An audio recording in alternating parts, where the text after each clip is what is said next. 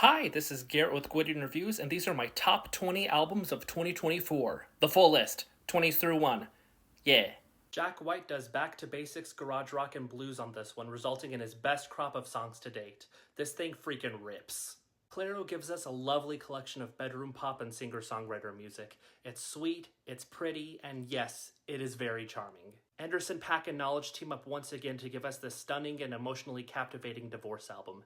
If you like R&B and hip-hop with a more vintage sound, then this is for you. This is Billie Eilish's most mature album to date, as well as her most minimal. She and Finneas have constructed a bunch of gorgeous ballads that are absolutely mesmerizing to listen to. Probably the album that grew on me the most this year. Chelsea has given us a grand, cinematic, gothic experience with enchanting, synthetic instrumentals that captivate me with each listen. I don't know how they did it, but this band combined art rock, indie rock, math rock, post-hardcore, emo, and progressive rock into this chaotic, mind-melting album that is always adventurous and endlessly creative. This album has one of the most novel concepts of the year. A project dedicated to Amy Winehouse, and her interview where she stated she wanted to be a battle rapper is a lovely and genius tribute, and the laid-back jazz rap sound is excellent. The production on this project goes freaking insane. Quedeca has crafted an experimental wonderland of glitchy hip-hop to give us this always compelling and unpredictable experience, and to think that this is technically a mixtape of B-sides is unreal. The incredible saxophonist Kamasi Washington has given us almost an hour and a half's worth of insane, spellbinding jazz. The production sounds immaculate and bigger than life, and the performances are all stellar as everyone seamlessly weaves jazz with R&B, hip-hop, funk, and more. It's excellent stuff. Joshua Tillman has always been a great songwriter, but there's something about this new album that clicked with me.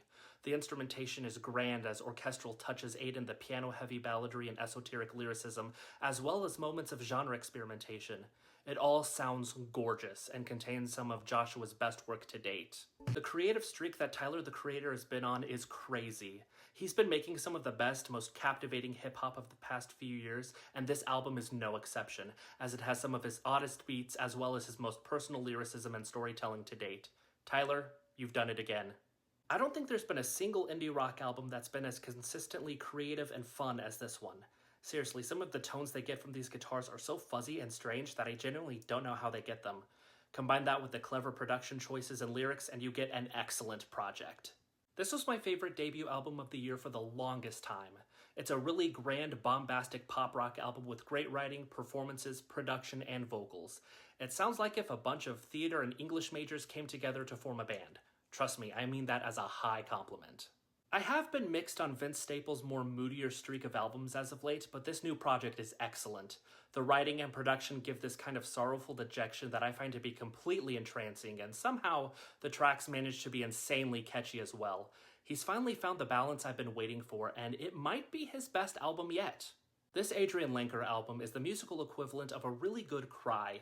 It's full of sorrow and produces a gigantic rush of emotions, but the release is so cathartic. And to top it off, you've got yourself a gorgeous collection of folk songs that contain some of the best writing of the year. Wonderful listen. I feel like this album is a bit misunderstood. Porter Robinson has given us a collection of electronic pop and rock featuring bright, bouncy production and writing that goes from campy and silly to brutally honest. And let me tell you, this project hit me like a truck. Beneath the sugary sweet sounds is an album where Porter struggles with identity and growth in a way that I find completely earnest, and I love it. You're damn right Kendrick Lamar made my favorite rap album of 2024. Sure, it's not the most conceptual thing he's ever done, but it is an incredibly tight and fun project with great production and rapping, acting as a wonderfully executed love letter to West Coast hip-hop. There really is no one quite like Kendrick Lamar. I don't care if this is predictable. Charlie XCX made a phenomenal album. And what I love about it is how raw and vulnerable it is. It's not glitzy or glammy or clean. Instead, it's brash and in your face as Charlie toes the line between wanting to party and wanting to settle down. And the album is punchy, it's catchy, it's well produced, it's well written, it's well performed. It's Brat. What more can I say? This Jordy Grebe album blows my freaking mind. Take what was great about the now defunct Black MIDI, add some variety in the instrumentation, add some Latin flares, and add a concept which acts as a character study on just the saddest excuse of a human imaginable, and you have this endlessly bonkers album that's wild and always creative. Best rock album of the year, by far. Magdalena Bay's sophomore album is a masterpiece. I have never heard a pop album sound this expansive and this rich in texture and detail. The production is incredible, the songwriting is captivating, the instrumentation is amazing, the concept is thought-provoking, and it all comes together in this dizzying, psychedelic experience that gets better and better with each listen. It's not only my favorite album of the year, but it's also one of the best albums of the decade. If there's only one album from this list you need to listen to, make it this one.